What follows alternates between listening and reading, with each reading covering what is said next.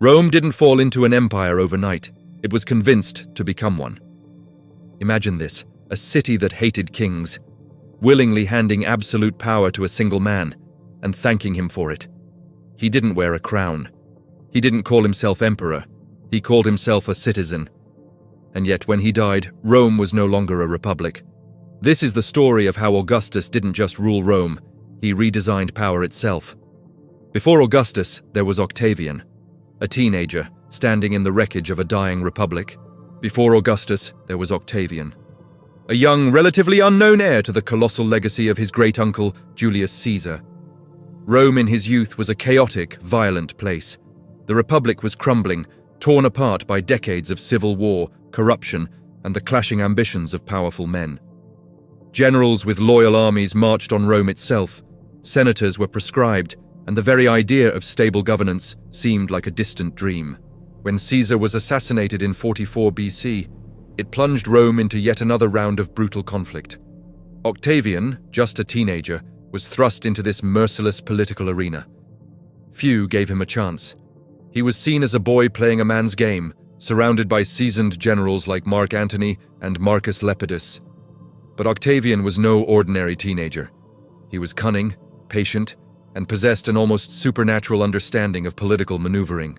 He formed the Second Triumvirate with Antony and Lepidus, not out of friendship, but out of necessity. Together they hunted down Caesar's assassins. But this alliance was always a temporary one, a means to an end. The world wasn't big enough for all of them. Lepidus was soon sidelined, leaving the two titans, Octavian in the west and Mark Antony in the east, on an inevitable collision course. The final showdown came at the naval Battle of Actium in 31 BC. Octavian's brilliant general, Agrippa, outmaneuvered the combined forces of Antony and his famous ally, the Egyptian queen Cleopatra. Their defeat and subsequent suicides left Octavian as the undisputed master of the Roman world. The civil wars were finally over. By 31 BC, the war was over. Mark Antony was dead. Cleopatra was gone. Octavian now controlled every Roman legion, every treasury, every province that mattered. On paper, he had more power than Julius Caesar ever did. And that was the problem. Because the last man who held this much power was murdered on the Senate floor. Rome didn't need another conqueror. It needed someone who could rule, without looking like a ruler. But here's where the real genius of Augustus shines through. Anyone could conquer, but could he rule? Could he heal a fractured republic without becoming just another dictator to be stabbed in the back? Octavian knew that Romans, especially the elite Senate, were deeply suspicious of monarchy. They had overthrown a king centuries before to found the republic, and the title Rex, or king, was poison. So he performed a masterstroke of political theater. In 27 BC, he went before the Senate and announced he was restoring the republic, handing back all his extraordinary powers.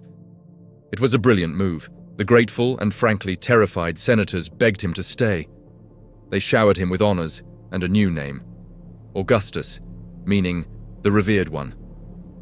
He also took the title Princeps, which translates to first citizen. He wasn't a king or an emperor in name. He was just the first among equals, who happened to control all the legions, the treasury, and the grain supply.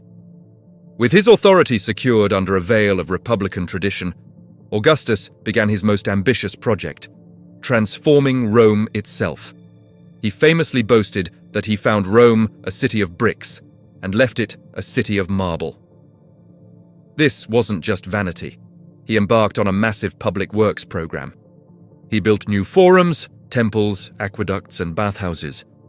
The Forum of Augustus, with its magnificent temple of Mars Ultor, or Mars the Avenger, stood as a monument to his victory and the peace he had brought. These building projects did more than just beautify the city. They created jobs, stimulated the economy, and showcased the power and stability of his new regime. But his reforms went far deeper than stone and marble. He professionalized the Roman army, turning it from a tool of ambitious generals into a loyal state institution.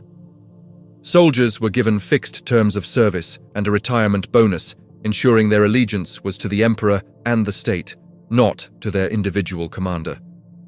He established the Praetorian Guard, an elite unit stationed in Rome, to serve as the emperor's personal bodyguard, a visible symbol of his power right in the heart of the city.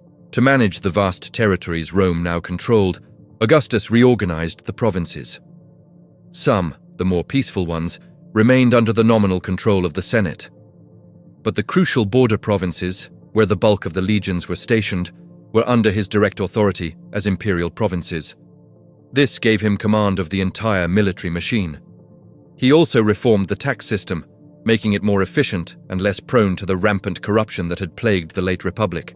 He conducted a census of the empire to ensure taxes were levied fairly, a massive undertaking that demonstrates the scale of his administrative vision. Perhaps his most lasting achievement was the establishment of the Pax Romana, the Roman peace. After a century of near-constant civil war, Augustus's reign ushered in an unprecedented era of peace and prosperity that would last for over 200 years. Trade flourished along secure roads and sea lanes. The Mediterranean became, as they called it, Mare Nostrum, our sea. This stability allowed for a cultural golden age.